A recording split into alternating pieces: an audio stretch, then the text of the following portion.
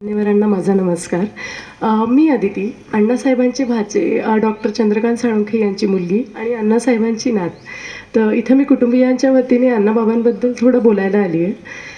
तर माझ्या जन्माआधीच माझ्या आईचे वडील आणि वडिलांचे वडील यांचं देहांत झालं.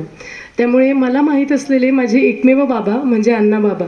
आणि अण्णाबाबांनीही कायम असं आवर्जून मला अगदी म्हणजे लावण्या, दादू, जस्मिन यांच्या इतकंच प्रेम दिलं. कुणीही आलं तर त्यांच्यासमोर ही माझी नात असं म्हणूनच मला इंट्रोड्यूस केलं. आणि नंतर अण्णाबाबा कुलगुरू असताना मला त्यांच्याशी बोलायला फार भीती वाटायची. कारण खूप मोठे मोठे लोक अण्णाबाबांना भेटायला यायचेत, काही लोक पाय पडायचेत आणि अगदी आदराने सगळे त्यांच्याशी बोलायचेत. आणि बरेच शिपाई काका वगैरे त्यांना सॅल्यूट करायचेत. तर खूप भीती वाटायची त्यावेळी बोलायला.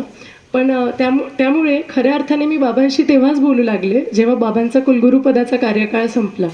मग त्यावेळी मला कळलं की अण्णाबाबा जरी बाहेर एक खूप मोठे व्यक्तिमत्व असले तरीही घरी ते अगदी इतर आजोबांसारखे प्रेमळ आजोबा आहेत म्हणून. तर आजही म्हणजे कुणीही कुठेही जायला निघालं ना तर बाबा अगदी म्हणजे रस्त्यात त्यांना एकदा फोन करतील की तुम्ही कुठपर्यंत आलात, काही अडचण नाही आहे ना. नंतर पोहोचल्यावर विचारतील तुम्ही सुखरूप पोहोचलात ना. तर इतकं इतकं आपुलकीने आणि इतकं काळजीने बाबा सगळ्यांशी बोलतात. आजही आम्ही नातवंड, मुलं, सुना कुणीही कधीही आजारी असेल ना तर बाबा स्वतः त्यांना विचारतील, सतत विचारपूस करत असतील की तुम्हाला बरं वाटतंय ना, काही गोळ्या औषधी हव्यात का, सगळंच. तर हे इतकं आपुलकीने फक्त असं आजीबाबांचीच जनरेशन इतकं आपुलकीने बोलतात आणि अण्णाबाबाही काही एक्सेप्शन नाही आहे त्याला. त्यानंतर मुळात अण्णाबाबा इतकी मोठी व्यक्ती आहेत तर त्यामुळे साहजिक आहे सगळ्यांना वाटणं की त्यांच्या पुढच्या पिढ्यांकडनं खूप अपेक्षा असतील. पण मुळात असं नाही आहे. आम्हाला कुणालाच त्यांच्यामुळे अपेक्षांचं ओझं नाही जाणवलं. म्हणजे त्यांनी कधीच त्यांचं अपेक्षा आमच्यावर लादल्या नाहीत आणि त्यांनी कायम आम्हाला मेहनत करायला सांगितलं. पण कधी जर रिझल्ट कमी आला तर कधीही ते आमच्यावर त्यामुळे रागावले नाहीत. आणि म्हणजे आणि बाबांनी कायम आम्हा सर्वांवर खूप विश्वास दाखवला आणि नातवंड तर त्यांचे खास होतेच. मला अजूनही आठवतं की माझ्या 12वीच्या वेळेस माझ्या आईवडिलांना माझी गणिताची थोडी खात्री नव्हती. त्यांना वाटत होतं की मुलगी गणितात मागे पडते की काय. पण त्यावेळेस बाबांनी माझ्यावर प्रचंड विश्वास दाखवला. म्हणजे इतर आईवडिलांप्रमाणे माझे आईवडीलही थोडे पॅनिक झालेत. तर अण्णाबाबा येऊन त्यांना समजावून गेलेत आणि त्यांनी स्वतः माझ्या गणिताची जबाबदारी स्वीकारली.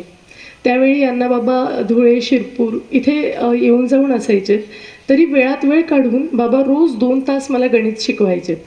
आणि त्यावेळेससुद्धा म्हणजे अगदी इतकं त्यांचं धावपळीचं हे असतानाही ते सतत मला विचारायचे, तुला काही हवं आहे का, तुला डाऊट आहेत का काही, मी क्लिअर करू का. इतकं बाबांनी ते म्हणजे माझ्या 12वीचं काळजी घेतली. आणि तेव्हा मला कळलं की बाबा शिक्षक म्हणून इतके लोकप्रिय काय आहेत. त्यांची शिकवण्याची पद्धती, त्यांच्या टेक्निक्स आणि प्रत्येक प्रॉब्लेमकडे बघायचा अप्रोच जो होता तो खूपच युनिक आहे, खूपच युनिक. आणि मग त्यानंतर म्हणजे शैक्षणिक वाटचालीत बाबांचा खूप मोलाचा वाटा होता. मग माझे इंजिनिअरिंगचे ॲडमिशन्स असो किंवा मग माझं उच्च शिक्षणासाठी US ला जाणं. मी एकुलती एक मुलगी असल्यामुळे माझ्या मम्मी पप्पांची फारशी इच्छा नव्हती मला US ला पाठवण्याची. पण अण्णाबाबांच्या आणि मामांच्या आग्रहामुळेच त्यांनी मला US ला पाठवलं. आणि अण्णाबाबांनी मग व्हिसा ॲप्लिकेशनपासून ते कॉलेज ॲप्लिकेशन ते थेट अमेरिकेपर्यंत बाबा माझ्यासोबत होते. त्यामुळे कधीच असं आजोबांची उणीव मला भासली नाही अण्णाबाबांमुळे. आणि अण्णाबाबांनी त्या काळात इतक्या कठीण परिस्थितीत शिक्षणाचे महत्त्व जाणले आणि त्या एका रिव्होल्युशनरी स्टेपमुळे त्यांच्या पुढच्या पिढ्यांना बिलकुल शिक्षणासाठी जी धावपळ असते ती इतकी करावी नाही लागली. त्यांना सगळ्या गोष्टी सहजतेने मिळाल्या. कारण घरच्यांना ऑलरेडी शिक्षणाचं खूप महत्त्व होतं बाबांमुळे. म्हणजे आजही मी बघते माझ्या बऱ्याच मित्रमैत्रिणींना उच्च शिक्षणाची खूप इच्छा असते. पण त्यांना सर्वात कठीण जातं घरच्यांना कन्व्हिन्स करणं. पण आमच्या बाबतीत हे कधी घडलंच नाही. कारण अण्णाबाबांनाच इतकं शिक्षणाचं महत्त्व असल्यामुळे ते खाली पास ऑन झालं. आणि मग त्यामुळे आम्हाला बऱ्याच गोष्टी खूप सहज झाल्या. आणि अण्णाबाबांच्या सहवासात त्यांच्या जवळपास राहून ना बऱ्याच गोष्टी अशा काणी पडतात. आणि अण्णाबाबा अगदी सहज बोलून जातात. म्हणजे तुम्ही तिथे बसलेले असाल, अण्णाबाबा शेजारी असतील आणि सहज एखादं वाक्य बोलतील. पण ते इतकं इतकं प्रभावी असतं म्हणजे अगदी लाईफ लेसनसारखं वाटतं. तर एकदा मला आठवतं की बाबा म्हणालेले की माणसाने आयुष्यात चांगल्या गोष्टी आठवाव्यात आणि वाईट गोष्टी ज्या आहेत ते विसरून जावं. आयुष्य खूप सोपं होतं. तर ते इतकं कॅची होतं ते सेंटेन्स की हो खरंच आहे, म्हणजे तसं जर केलं तर आयुष्यातल्या बऱ्याच गोष्टी खूप सोप्या होऊन जातील. तर असंच अण्णाबाबांच्या आचरणात म्हणजे इतक्या गोष्टी दिसूनही येतात. त्यांचं वेळेचं महत्त्व आणि अण्णाबाबा म्हणतातही, की जर माणसाने वेळ पाळली, तर त्याच्या निम्म्या गोष्टी सोप्या होऊन जातात. तर तेही तेवढंच खरं आहे. आणि आम्ही सगळे नातवंड त्यांच्या या गोष्टी आचरणात आणायचा पूर्ण प्रयत्न करतो.